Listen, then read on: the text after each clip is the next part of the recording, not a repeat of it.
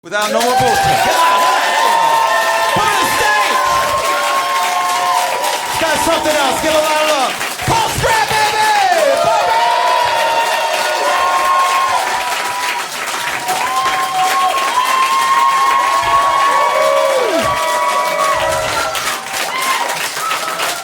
How you guys doing? What's up? Hey. All right, settle. Let's tell some jokes. How you guys doing? You guys having fun? Yeah. I know I dressed like an umpire. I'm sorry about that. I didn't mean to. I just walked by the mirror and I was like, oh, not good. I was like, good thing this is only audio. Can't see. I was like, oh man, people think I call balls and strikes for a living, not tell jokes. It's not good. It sucks. I'm wearing a hat. Because I'm going bald too, which is fun. It's not like it's a weird thing to embrace, right? Like, you have a great head of hair, not fair. I see some bald dudes here. So some of you gave in. You're just like, you just gave up. I haven't embraced it. I still have it. I Googled, what do you think you're supposed to do if you go bald? And Google was like, grow a sweet beard.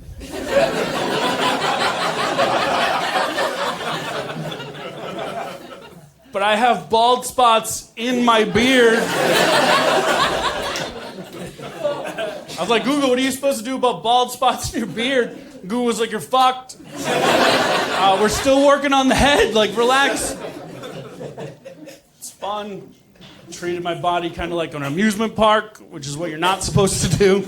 Treated it kind of like Action Park, where a lot of people are going to have fun, but eventually somebody's going to get hurt. And that guy was me.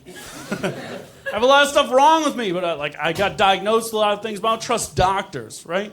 Because one time I was snowboarding and hurt myself really bad. I hit myself in the head really hard. I had to go to the hospital and I was fine. And the doctor's like, just tell me what's wrong. And I was like, I feel fine. But when I look up and to the left, it hurts really bad. And he's like, oh. And then he walked outside and asked another doctor in earshot. He says it hurts really bad when he looks up and to the left. What does that mean? And I heard the other doctor give him an answer, and then he came back to present it to me like it was his answer. I was like, dude, I just heard you phone a friend. Like, you can't come back and pretend that's yours. That's bad enough as he should have just pulled up a computer next to me and opened WebMD and go, what's wrong? Let me just type it in. That's not how it works. I've had a rough 2016 so far. I recently got diagnosed with sleep apnea. Yeah, what a lonely man disease that shit is, huh? Every time I want to have a girl come sleep over, I get to strap this jet fighter mask on for a little while. Every time I want to turn a girl on, I got to pray she has some kind of Top Gun fantasy. Honey, I heard you're really into jet fighter pilots. Well, I got the thing for you. We can make that happen. Recently also got diagnosed with anxiety, too, because I'm fucking killing it in life. I'm doing really well. I get panic attacks. My face turns red. I start sweating for no reason. The other day, I had one while reading a book, waiting for the subway. Which sucks, because everybody else on the platform, it just looked like I was struggling really hard to read. They're like, well, guy's face is really red and he's sweating a lot. Must be big words. He's having a rough time. But good for him. He's sounding it out. He's working through it. Sucks if sleep apnea and anxiety are hereditary. My parents didn't tell me. Right? My dad had sleep apnea. My mom had anxiety. They fucked. They made me. I have both. I think as parents, if you're eventually going to have something that's hereditary and your kid's going to have it, I think you should write it in a book. One day when your kid's 13 at breakfast, you just slowly slide it across the table and be like, our bad. So it took me forever to find out I had sleep apnea. I was like, Dad, tired all the time. It's like, me too. And he's like, life's hard, suck it up. And I was like, all right, I guess I'll do that. But after a while, I was like, this is way more than just life being hard, right? Like I went to do a sleep study. I don't know if anybody's done one of these before. It's where you gotta sleep over in an awkward place. And they strap a bunch of wires to you. And they go, sleep like you normally would. I was like, I don't normally sleep with this many wires on. They're like, Paul, you have severe sleep apnea. I was like, oh. I was like, what does that mean? And they're like, well, you scored a 65. I was like, what is that? What do I win? They're like, shitty sleep for the rest of your life. I was like, that's an awful prize. Can we... I was like, what does 65 mean? And they're like, well, 30 is considered severe. I'm like, oh shit, I'm double severe? And they're like, no, it's still just severe. I was like, you guys need to rethink your scale. This is the dumbest shit I've ever heard. I called my dad. I'm like, Dad, I have severe sleep apnea. He's like, me too. I was like, you should have brought that up in the beginning. That's some important information to know. My doctor told me I need to lose weight. It's like, Paul, you need to lose weight. That's how you combat sleep apnea. I'm like, I'm not that fat, though. He's like, you're chunky, though. I was like, no, my skin's just really tight. It just makes me look way fatter. He's like, I don't think you're taking this seriously. I was like, I don't think you're taking this seriously. My doctor's like, no, seriously, I need you to diet and exercise because your body's allergic to fun. I was like, I don't want to do either one of those things. I want to eat healthy food. I feel like eating healthy food is what suicide would taste like if it was a flavor. Like, I'm not interested.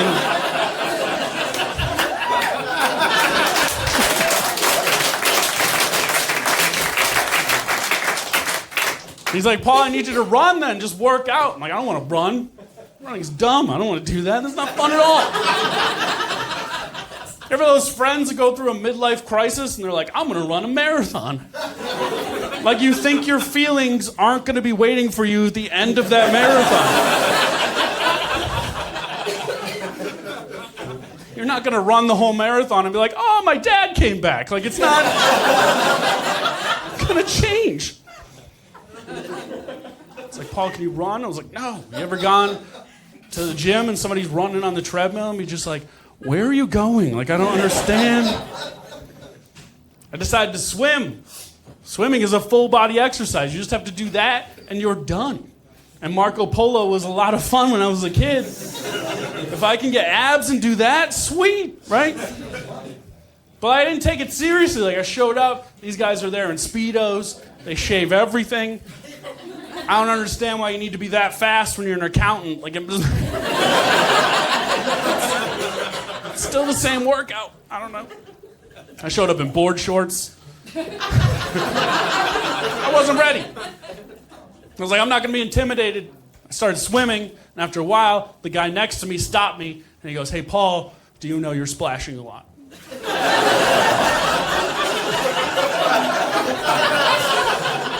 I was like, it's a fucking pool. Like, what am I... Made me mad, though. So I waited for the next time he looked in my direction, and I started doggy paddling. I'm like, am I doing this right? Is this how you get abs? But then they kicked me out. Anybody have those friends that always post those videos of them working out on Facebook and Instagram? And they always put those stupid hashtags underneath, right? Like, hashtag on my grind. Hashtag no days off. Like, they're focused. Like, who's bringing a film crew to Planet Fitness? I don't understand. I always post those videos. I'm like, I don't get it. Like, why do you do it? They're like, we do it to inspire you. I'm like, that doesn't inspire me. I look at it and I go, thank God I'm not doing that. Like, that's... You know what would inspire me more? A video of a negative lifestyle. I would be way more interested in that, right? Maybe a guy addicted to heroin. Post a video of him doing drugs. Underneath he says, hashtag did drugs today. Hashtag no days off.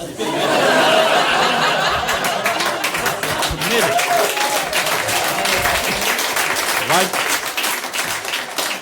A prostitute on her favorite corner, taking like a selfie.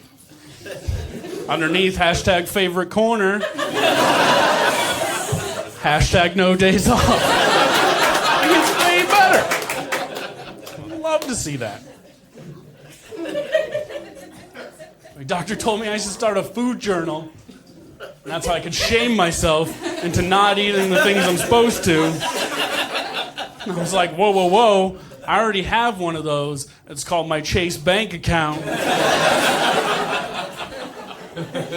Keeps track of all the bad things I eat all the time. And then when Friday comes and I go, why don't I have any money? And I go, oh yeah, I eat bad food all the time.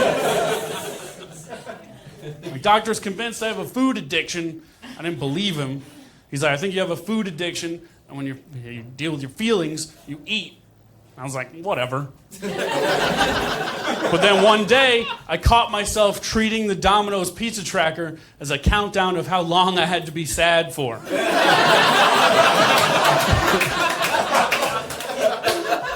I was like, ooh, out for delivery? I'm almost there.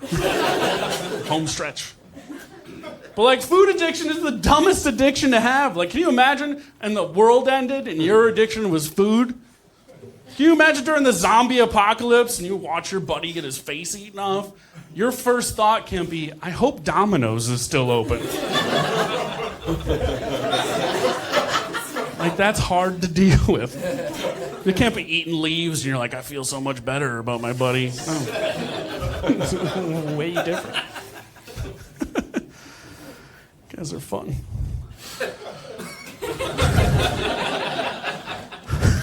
I don't know why you guys laughed at that, but that's fine. Works for me. I have back problems too, which is awesome. Because like, I tried working out. They're like, you should work out. That's how you get not fat. And then I started working out and then hurt myself. And I was like, that's why I don't work out in the first place. Like, but I have back problems and I still have this mistrust of doctors. So I had to go to a physical therapist. I don't know if anybody's done this before. I don't like it. It's awkward, right? I went there. There was a dude and a hot chick.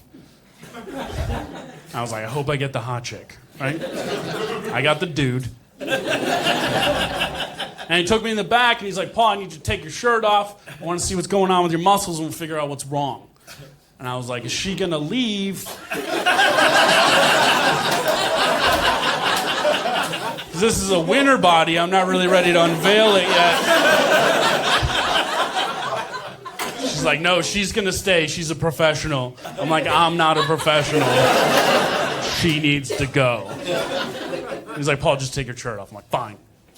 I take my shirt off, and he's like, Paul, it looks like you have a lot of stress. Are you stressed? I'm like, yeah. He's like, you ever got a massage before? And I was like, no, but I've seen a lot of videos, and they always end up awesome.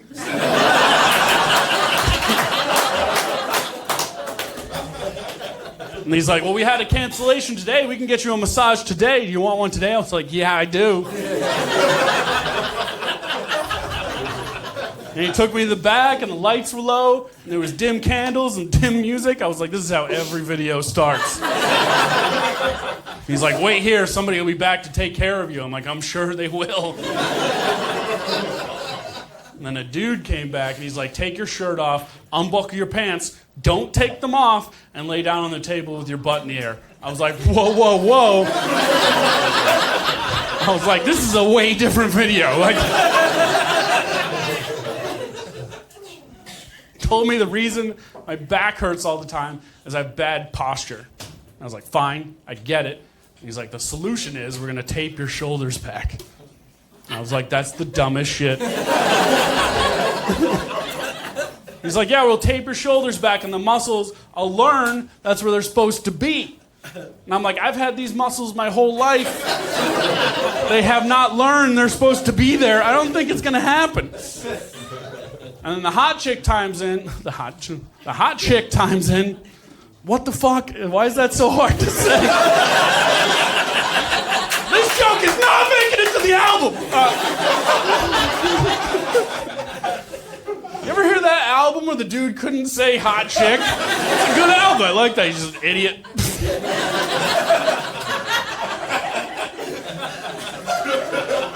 That one's for me, guys. All right.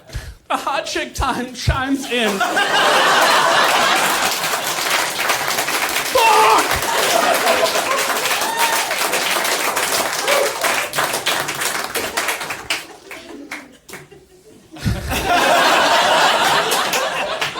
The hot chick chimes in.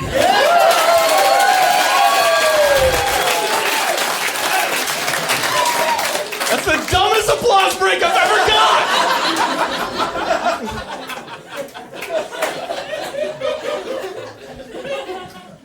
Chimes in, she's like, it makes you seem like you have better self-esteem and confidence if your shoulders are back and you have better posture. And I'm like, I'm listening. But there's holes in your theory. Like, what happens if I'm out on a date with a girl? She's the one. And she's like, oh my God, Paul, you have the best posture. You must have great self-esteem. But then the tape breaks. And I'm like this. And she's like, oh my God, Paul, you're a different person. And I'm like, wait, don't leave. I can tape my self-esteem back on. It's fun.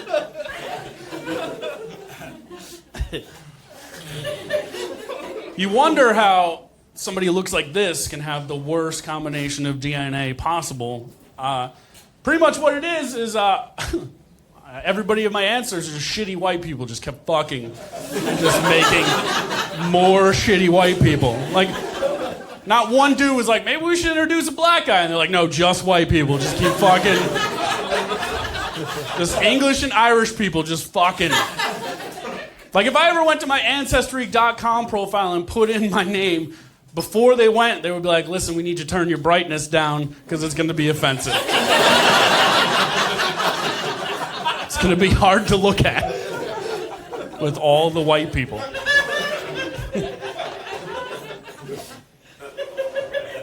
I'm from Boston originally. Thanks. But my parents moved me to Scranton, Pennsylvania when I was 10. Shitty move, don't recommend it. Scranton's the fake home of The Office. I say the fake home because they filmed the opening sequence there, and they're like, let's get the fuck out of here, this place. I asked my parents, I'm like, why'd you move me from Boston? They're like, the area you lived in, you could have been in a gang. I was like, I could have been in a gang? Why did we stay? Way cooler. I'm the worst gang member ever, though, with sleep apnea and anxiety and back problems. Every safe house, I was like, they're plugged. I gotta plug my machine in. I gotta get 8 hours of rest before I do crime. Do you know what crime we're gonna do tomorrow? I'm a little anxious about it. Can you talk me down? Is there gonna be any heavy lifting involved? I actually have back problems. Maybe I should just be the getaway driver. That seems like it makes more sense. By a round of applause, who hates their day job? Hates their day job? Like, hates it so much that you fantasize about it being on fire when you get there. And you keep marshmallows in your car, like, just in case. Like, you get there and it's on fire, you're like, who wants s'mores? Fuck this job! Like, so many day jobs that I've hated so much, but then I started reading about these poor Chinese people that have to make the iPhones in this factory. You ever read about this before? I don't hate my day job that much. These guys hated their day job so much, they had to build suicide nets outside the factory because these people were killing themselves that much. Can you imagine going to work and you're working next to your coworker and he's like, dude, I hate this job. And you go, no, I hate this job. And he goes, no, dude, I hate this job. And you're like, no, I get it. You said it twice. And he's like, no, you don't understand. I hate this job. And then he runs and jumps out the window.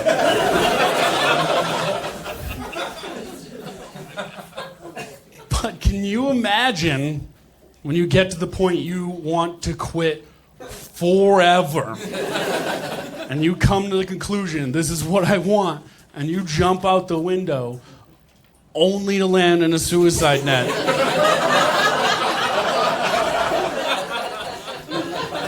That's a bad day.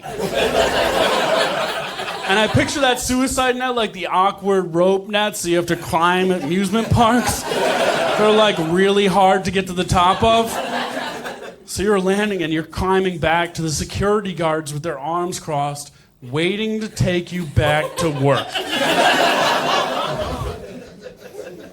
Can you imagine getting taken back to work to go to work next to the coworker that just watched you try to kill yourself? He's just like, holy fuck. I just saw you try to kill yourself.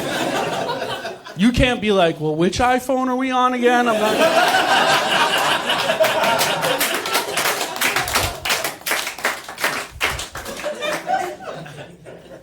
Nobody at that place is getting asked where they see themselves in 5 years. Like, that's not...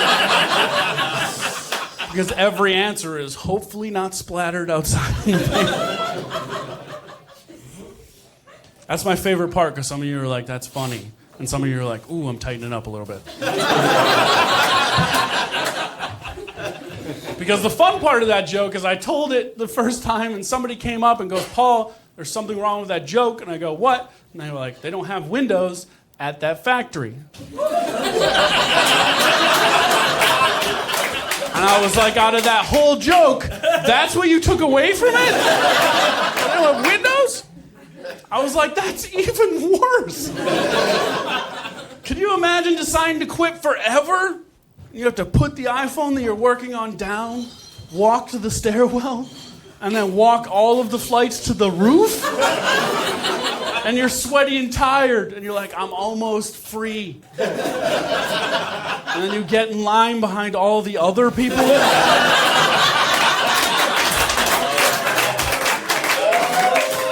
That are also jumping off the roof. And you're sweaty, and you're like, I'm almost free. And then you jump off only to land in a suicide net. That's way worse. With the state of this country now, since we just elected a crazy person, I feel like I'm pro-guns now. I wasn't as much before. I think I am now. Like, I think they should just hand out guns at this point. But it's weird because, like, before all this, I was concerned because the pro-gun people arguments were dumb. I don't care if you're pro-guns. Fine, you can be whatever you want. I don't have an opinion either way. But have a better argument. Like, everybody that's pro-guns, like, you guys are tightening the fuck up on this joke. I'm telling it anyways. Because I'm saying your argument towards pro-guns, everybody's like, if everybody had guns, then when the bad guy comes with a gun, a good guy could kill the bad guy with a gun. Okay. But I just made you all think about the day job that you hate. Now think about the dumbest person at that day job. You want that dude to have a gun too?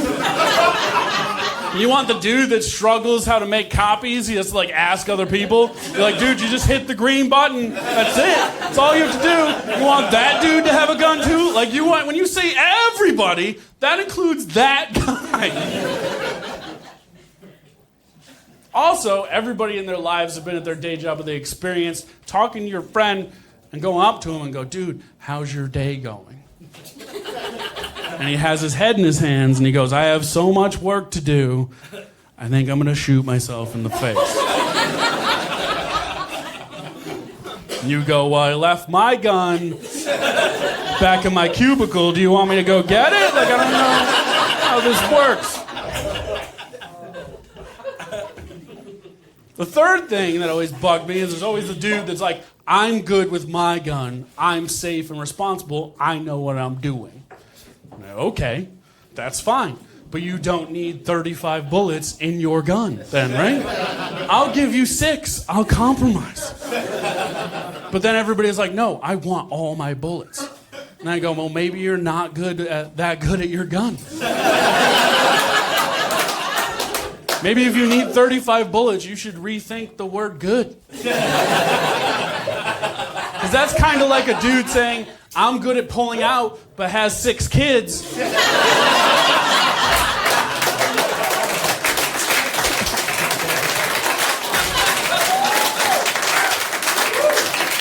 You misfired a couple times.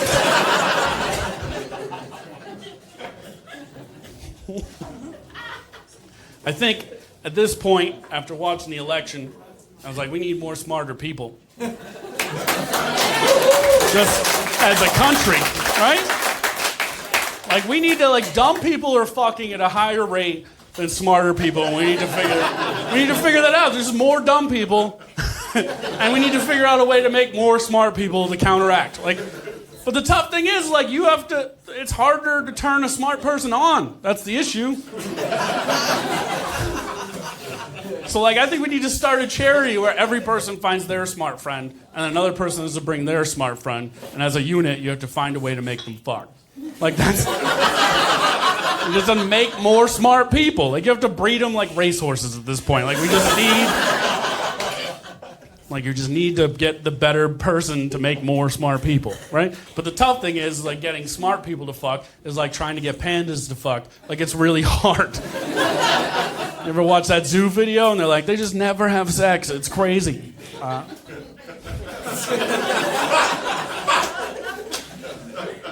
But say it's something we need to work on as a country, right? Like, I think just imagine if we treated smart people like we treated sports. Like, what if we had like a smart ESPN? Like, that would just showed all the cool shit that smart people did. Like Tesla makes some cool shit, but I don't know who made it. But if you gave me a show and they're like, this guy made it, I'd be like, oh, that's a cool guy. Like, you can even keep the ESPN noise, like, dun-dun-dun, dun-dun-dun, smart shit, right?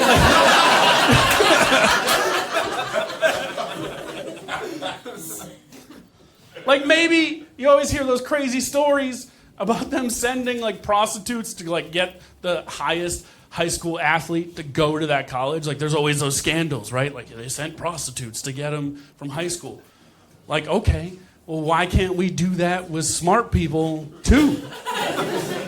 Because, like, that dude in high school was probably super nerdy, never got laid. If MIT sent 3 hookers to his house, he'd probably be like, yeah, I'm going to go to MIT. That sounds great. Like, why can't we do that? Why can't we give out smart people money like we do to sports people, right? Like, if you cured cancer, you should get $30 million that day, right? And you should... You should be on smart ESPN for a week straight, right? This is the dude that cured cancer, dun-dun-dun, dun-dun-dun, and everybody would know, right? He would just be in the back of, like, the coolest bar and VIP just getting blown. Like, who's that guy? Oh, he cured cancer. Oh, awesome. I saw him on Smart ESPN today. He's a good guy.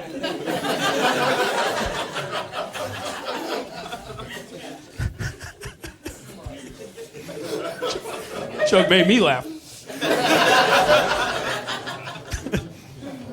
I'm an only child. Anybody else here an only child? Ooh. It's more than normal. Usually it's just me. Like, everybody else's parents enjoyed having sex way more than mine did. You just see my parents be like, you want to have sex? Like, no, we might make another one of him. We don't want to risk it. My dad always rubbed it into. He always came home. He's like, what'd you do all day? I was like, it was just me. What was I gonna do all day? Got me a PlayStation with 2 controllers. That's a dick move, people. Who's gonna play the other guy? My imaginary friend, he sucks at video games. Dude, it's your turn. All right, I'll go again. Sucks telling people you're an only child, too. Whenever you say that, like, oh, I'm an only child, and people are like, that must have been awesome. You must have been so spoiled. You're like, no, not if your parents are broke as shit. You can't get all the nothing. They're like, oh, how do we split this nothing? Oh, we can't, because we're broke as fuck. But it's weird when you tell people you're like, I'm an only child. Some people are like, oh man, I wish I was an only child too. I was like, oh, you just wish your brother and sister didn't exist. That's a weird thing to say. I asked my parents once, I was like, did I almost have a brother and sister? My parents were like, almost. I was like, whoa. That's a weird thing to say to a 12-year-old. I was like, what are you, killing kids? Like, if they get out of control? Like, I better do my homework. They're offing kids? We'll just make more. Being an only child sucked. I like sports. I like sports a lot. Right? I really love baseball. But my dad didn't. Like, my dad was, like, not a cool dude. Like, I don't like him.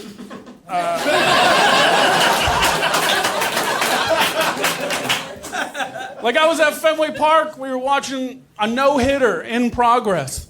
I was like, this is a great moment for me and my dad. I'm going to remember this forever. And I turned to my dad, and he's sleeping. Now, this is a great moment for me. I'm going to remember this forever.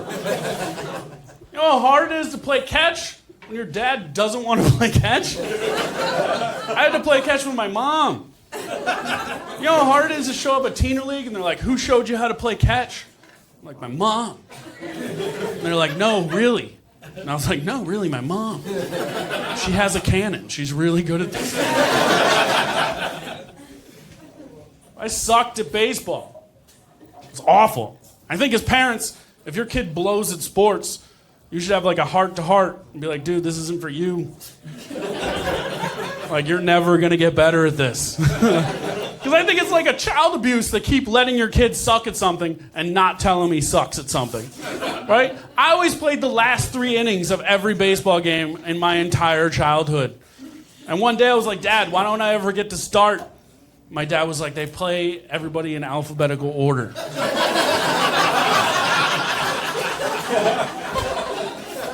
I was like, but the kid on the first thing in the list starts, his last name's with Z. My dad was like, they go reverse alphabetical order.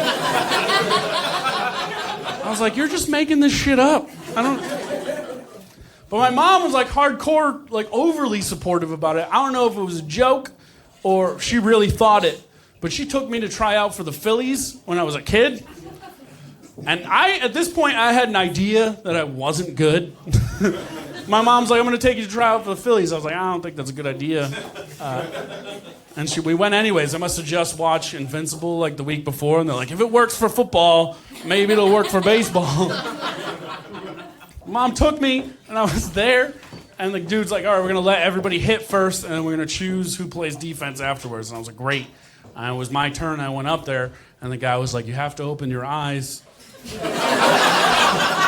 Like, that's a real big part of baseball. I was like, you're going to throw it at my face. And he's like, no, this is the major leagues. We have pretty good control over where we throw it. I was like, it always looks like it's coming at my face.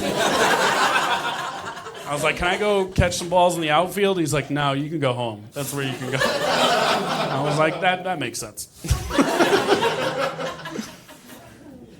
Sucks. Like, me and my dad don't get along. He thinks he's funny because I'm funny. He's like, you got your sense of humor from me. I was like, I got my sense of humor from growing up with you. There's a difference.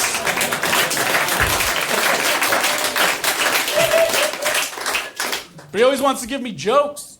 My dad's like, I have a joke for you. You can use it. You can put it in your act. I was like, I don't want it. It probably sucks. He's like, no, it's good. It's gold. Use it. I'm like, no. He's like, let me just tell it to you. I'm like, fine, if it gets you to shut up. And he's like, you ready? And I was like, no. He's like, here you go. Your credit score. I was like, that's not funny. And he's like, it's hilarious to me. My dad recently discovered emoticons. I don't know if anybody's experienced their parents do this or if you've done it to your kids. Don't. My dad only discovered the poop one, that's the only one he uses. So anytime I call my dad, I'm like, Dad, I'm having a rough day. And he goes, all right. And he texts me back, life is poop. poop emoji.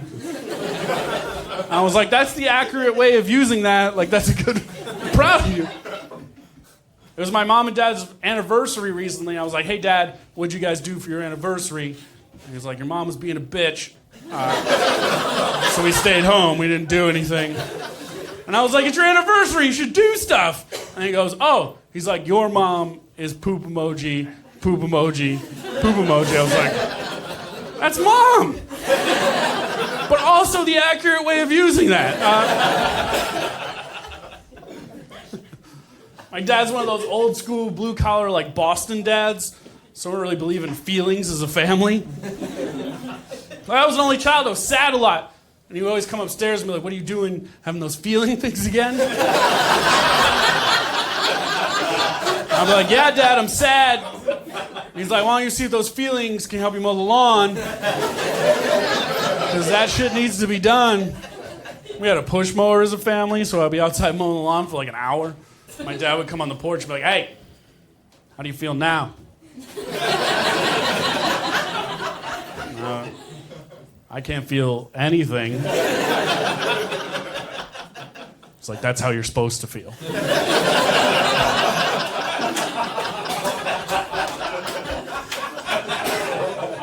Like, thanks, Dad.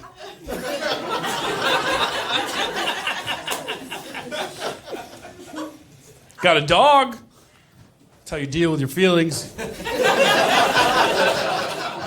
My whole childhood, I wanted a dog. I was by myself, I got a dog. That's how it works. I got him, and I bought my dog. I know that's not what you're supposed to do. Like, people frown upon it. You go to a pet store, you buy a dog. But it's weird, because when you buy a dog, they don't give you anything with the dog. They just give you the dog. Like, if you adopt a dog, they're like, here's what he likes, here's what he doesn't like, here's a leash, love him a lot. If he doesn't like you, you can bring him back. Pet store, they're like, here you go, don't fuck this up. My dog had separation anxiety. I didn't know. We got in the car together the first time. He like fit in my hand. We got in the car. I was like, let's do this, our life together. And he just shit all over the car. I was like, that's not a good way to start this friendship. It's weird when you buy a dog at a pet store or you adopt one, they don't get to choose you. I don't know if anybody's think about this before. You have to take one home and it has to learn to love you like some weird Stockholm syndrome.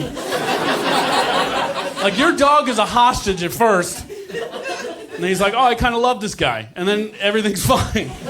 You're like, oh, you feed me and I'm not going to die? This is kind of a good place.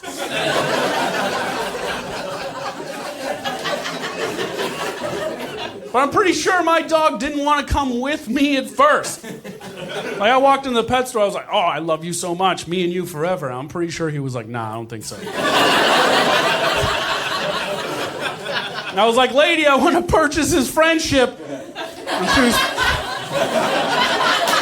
And she was picking him up out of the thing, and he was like, no, don't send me with that backwards hat dude. He doesn't look responsible.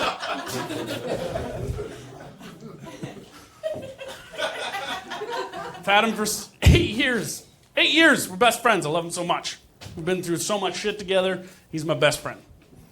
Like, sometimes I like to hold him. I'm like, I love you so much. I hope you never die. Which is something I've never said to a woman in my entire life.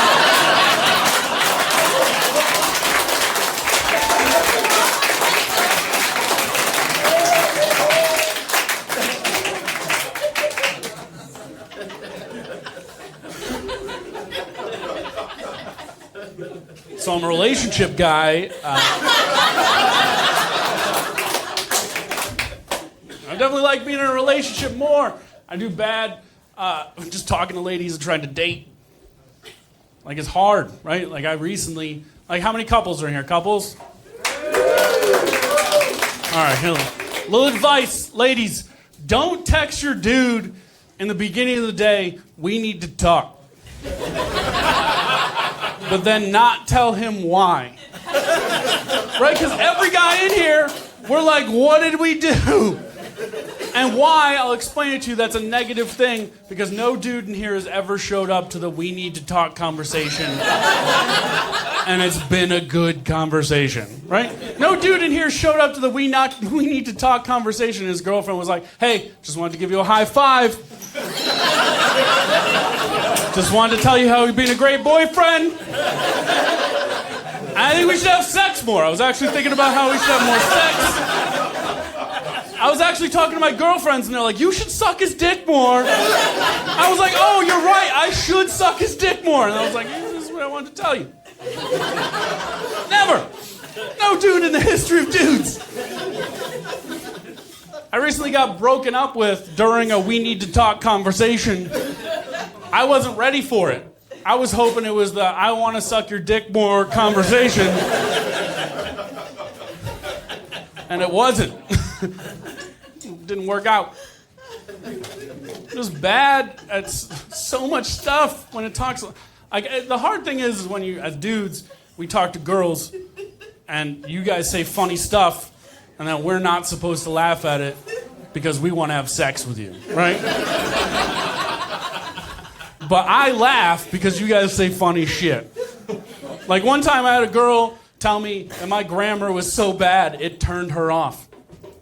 I was like, how do you know that turns you off? Were you having sex with a guy one time and he's like, yeah, right there. And you're like, which there?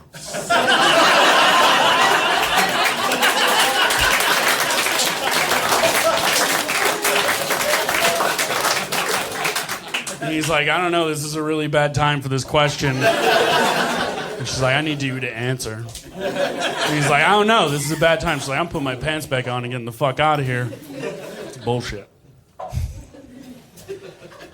think being an only child made me bad at relationships. At least that's what I'm blaming it on. That's the excuse I'm going with. I get mad at the little things, the stuff you're supposed to just let go.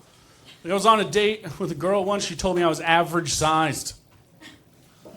I was like, how many guys are you sleeping with that you're taking an average?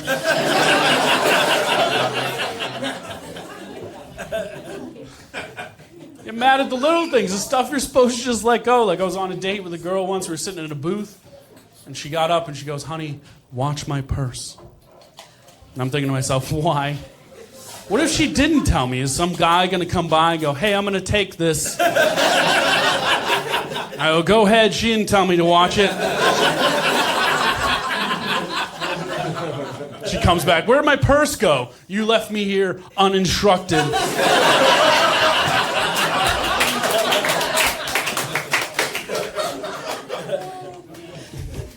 You get mad at the little things.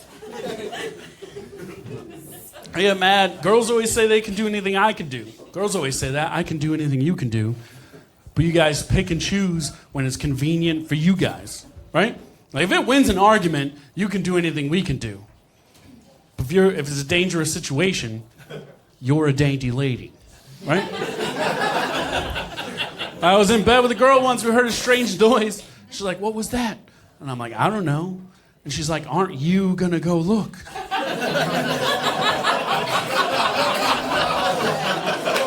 And I look at my dog and he's like, I'm not fucking going.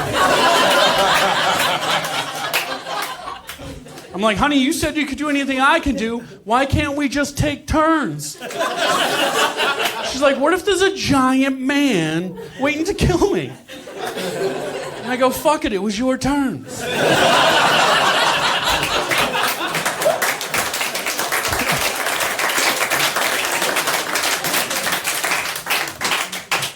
I'll be waiting for you when you get back. Because, guys, we never prepare for it to actually be something, right? We don't put pants on. We go in the kitchen. We make a sandwich. We come back, tell you it was nothing. But what about that one time it is? Right? Like, if I went in the kitchen, there's a guy standing there. And I'm like, what are you doing? And he's like, what are you doing? And I'm like, I wish I wore pants. Do I have the sandwich I just made? I didn't know you were going to be here. Please don't steal all my shit. I don't like hand-holding. I know hand-holding is a dumb thing to not like. It's because girls always want to hold hands in the worst times. Like, if it's just us on a dirt road, bam, let's hold hands all day. Romantic as shit, right? But girls turn, like, you always want to hold hands at the worst times, like when the movie just starts, like the preview just comes on, every girl's like, hold my hand. I'm like, where am I going? I paid for the movie. I'm going to stay the whole time.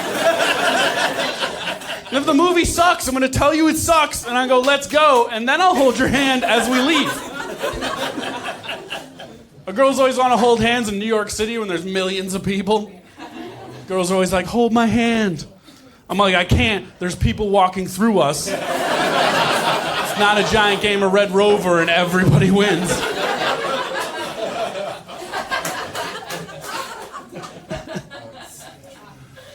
I don't like pictures. I know that's a weird thing to not like.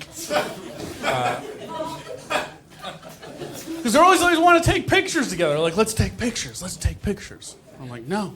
I know what I look like. I know what you look like. Why do we have to document it? Right? You get babies. Take lots of pictures of babies, because if you lose one, you'd be like, hey, it looked like this. Can you help me find it? What the fuck happened to you guys? You're having such a good time, and then I told, is that too mean?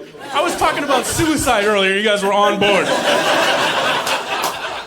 One picture joke, and you're like, whoa, whoa, whoa, bro.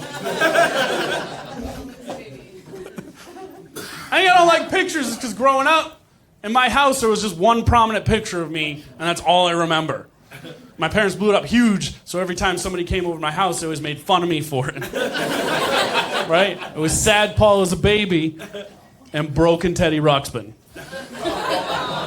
For those of you who don't remember Teddy Ruxpin, he was a teddy bear. You could put a tape in his back, and his mouth would move. You could put any tape in his back. You could put Black Sabbath in his back, and his mouth would move. It was awesome. My Teddy Ruxpin was just in the bottom part of his mouth. So whenever he talked, he just went like this. And that's the only picture I remember my parents ever having of me. So if I got older, I started to realize if I ever got kidnapped, that's the picture my parents would have to use to find me. Right? They'd be like, have you seen this kid? And it'll be Sad Paul and Broken Teddy Ruxpin. And people will be like, I think he's in a better place.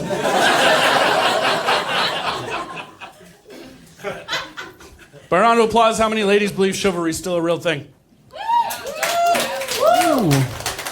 You're all full of shit. You should still be nice to a lady. That should be. You should be nice. But ladies, you're setting the bar too high, right? All right, I was reading somewhere, and like some lady was like, these are the things that are considered chivalrous. You should do these things. Like, for example, as a man, if you're on a date with your lady, it's expected for you to walk on the outside facing traffic. Some of you shaking your head, yeah. Why? Because if a car jumps the curb, it hits us.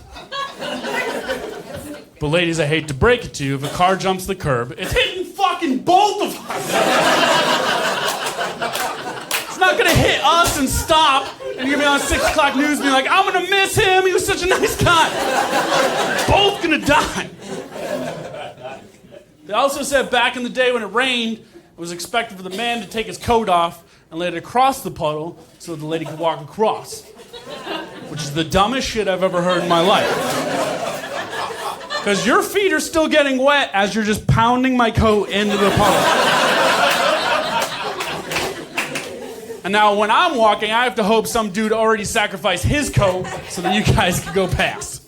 And you know that same girl 3 blocks later be like, honey, I'm cold. And you're like, bitch, I have to coat 3 blocks back!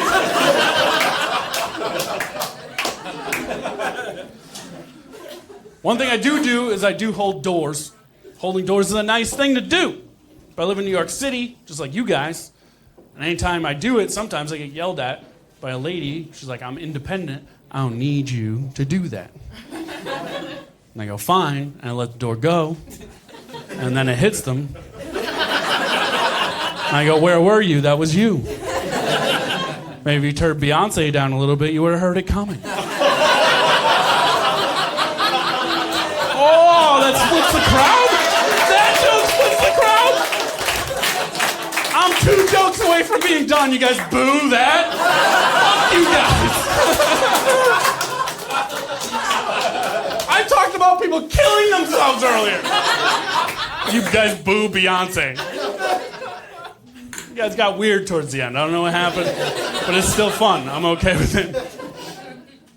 I think the reason I'm so bad at relationships is my dad said dumb shit to my mom in front of me. And that was my example of how a relationship should work, right? Like I don't know, anybody familiar with the song Fat Bottom Girls by Queen? Yeah. My dad used that song to describe my mom in front of me. In front of my mom. It was playing and my dad was like, this song makes me think of your mom. And my mom was like, what the fuck? And I was like, this is why I'm awful at relationships. This is exactly bullshit. It sucks because my dad was super cool growing up. Like all the things he gave me, he didn't give me cool, right? I was nerdy and awkward. Like I was never the cool kid that showed up at a party and people were like, fuck yeah, Paul's here. I've never been that guy. I always wanted to be that guy, but I was never that guy. And it sucks. My dad was super cool. He had long hair. He had a motorcycle. But he said the minute he had me, I made him not cool anymore. I was like, what do you mean, Dad? He's like, as soon as I had you, I'm bald. That's your fault. And your mom took my motorcycle away. Every time me and my dad are in the car together and we see a motorcycle drive by, my dad would turn to me and go, if I pulled out, I'd still have one of those. Told that joke for the first time in front of my dad a couple months ago. The only thing he had to say to me after the show was, yeah. I do miss that motorcycle. I'm Paul Spratt. You guys are